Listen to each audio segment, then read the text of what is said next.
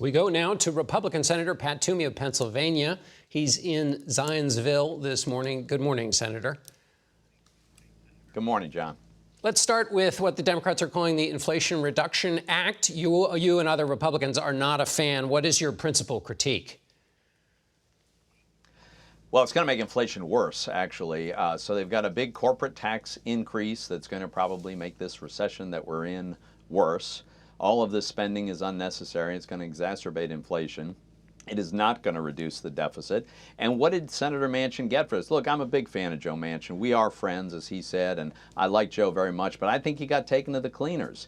He's agreeing to all this bad policy, in return for which he's been promised that there's going to be some kind of pro-energy infrastructure bill sometime in the future. Well, first of all, I thought we did that in the infrastructure bill. Secondly, what is the text? But most importantly, why isn't that in this bill?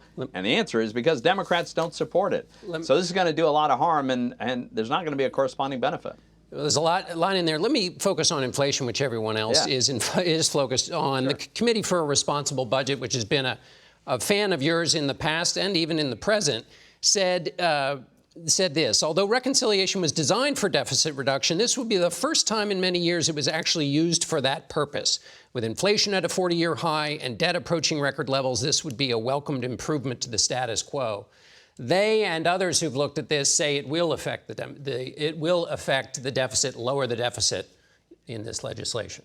Yeah. So here's why we won't. Because they use the same gimmick that Senator Manchin said he was opposed to in the past. They claim the revenue over a 10-year window from their big tax increase and their price controls. And then the expenditure that they acknowledge, they pretend is only going to be for 3 years. That's the Obamacare subsidies for wealthy Americans. That's an obvious political payoff. The last time they had to do this, they said it would only be for 2 years. It's about to expire, and they can't have it expire before an election, so they're extending it, but only for 3 years. They have no intention of ever ending the Obamacare subsidies. Over a 10-year window, that wipes out the purported deficit reduction. But so you're assuming bad faith in the future, but in this case, they extended it and they found pay-fors so that it would be deficit, so that it would decrease the deficit in this moment. So it's plausible, given what's right in front of us today, that that could happen again in the future. I get what you're saying. Politically, it might not. But based on what's before us, which is an extension of the ACA and deficit reduction, it is possible to happen. They're also counting huge amounts of additional tax revenue from giving more money to the IRS, which the CBO does not agree with. They're also not taking into account how much our economy will slow down from this big corporate tax increase that will mostly hurt manufacturing and domestic investment. These numbers are very, very dubious. Quickly on that question of production, I mentioned to Senator Manchin the idea supply goes down when you tax these companies. He said it's a matter of fairness, that these breaks that they have represent from a previous tax cut, and that this is a matter of fairness in America. So look, what is the source of this tax increase? It's very simple. When we made our tax reform in 2017, what we did is we said if a business takes its profit and invests it back in its business in the form of capital investment, new equipment, new plant, expanding their capacity, then we said you'd be able to deduct the cost of that in the year in which you incur the cost. The Democrats are saying we got to bring that to an end despite the huge surge in capital expenditure that it brought us. And instead, they're going to say you only get to recognize a small fraction of that. They're going to raise the cost of investing in a business. Let me ask you about the legislation this week, the PACT Act, which I know you want to talk about. It's providing health care to millions of veterans who were exposed to toxins. 123 Republicans in the House voted for this. 34 Senate Republicans voted for it. Same bill. This week, the bill didn't change, but the Republican votes did. Why?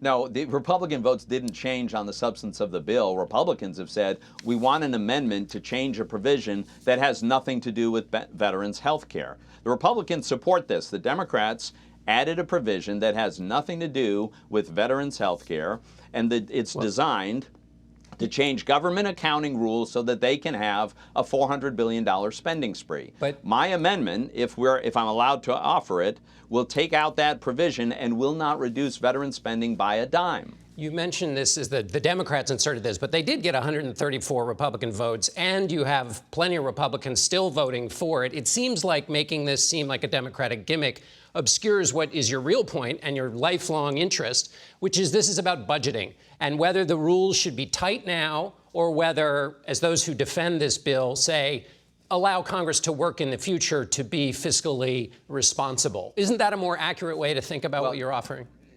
Well, let's be careful here, because, John, you mischaracterized this when you were speaking with Senator Manchin. We are fully accepting that the new expenditures under the PACT Act for veterans exposed to toxic chemicals will increase the deficit, and we accept that as a price we have to pay for people who serve the country. What I'm objecting to is a budgetary gimmick, a sleight of hand in accounting rules that will allow totally unrelated spending of $400 billion over the next 10 years. But that's what we think shouldn't be in this bill. Never should have been. Well, there's a debate about that, and as you know, some Republicans don't think it's a gimmick. They are still supporting this, and they think it can be fixed later. But let me ask you this. I read your amendment language, which your language doesn't just deal with this other thing. It actually caps annual expenditures for the toxic fund, and after 10 years, it goes away. So that, John, that's totally incorrect. What it caps is how the government accounts for these transfers. But there is no cap on the amount of money that goes over. There is no cap on the total program. Look, if honest Democrats evaluating this will tell you, if my amendment passes, not a dime change in spending on veterans programs. What changes is how the government accounts for it. I understand, but the accounting change, as you know, is a result. The reason they put it in that other bucket is that it doesn't subject it to the normal triage of budgeting. And the argument is that the values at stake here are more important than leaving it to the normal cut and thrust of budgeting. And so I would ask you this. Yeah, but that's... But it's worth protecting is their argument. It's about priorities. As you know, budgets are a way people talk about priorities in a government. This week, many of the Republicans who switched their vote voted for semiconductors. In 2017, Republicans lifted the caps on discretionary spending. We also have had a situation where lots of spending gets done in defense. You have been consistent with deficit reduction. But lots of other Republicans, when they think it's in their interest, say, let's lift the caps, let's not be so fastidious about the budget. So why is it important to be fastidious when it comes to veterans, but less so when it comes to, say, supporting chip manufacturers? Because, John, once again, you're completely mischaracterizing this. We are all accepting that there are no changes to the projected spending path for all the veterans programs, the existing veterans programs and the new ones under the PACT Act. What we're objecting to is an accounting gimmick that will allow totally unrelated spending of $400 billion over the next 10 years. And most Republicans think we shouldn't loosen up the budget rules so that Democrats can go on a spending spree on things that have nothing to do with veterans' health care. Of course, Democrats have to be in charge in the future when that spending happens, and they may very well not be. But thank you, Senator, for being with us. We appreciate your time. I would impose the restriction on Republicans as well. And you have the last word. Senator Toomey, thank you.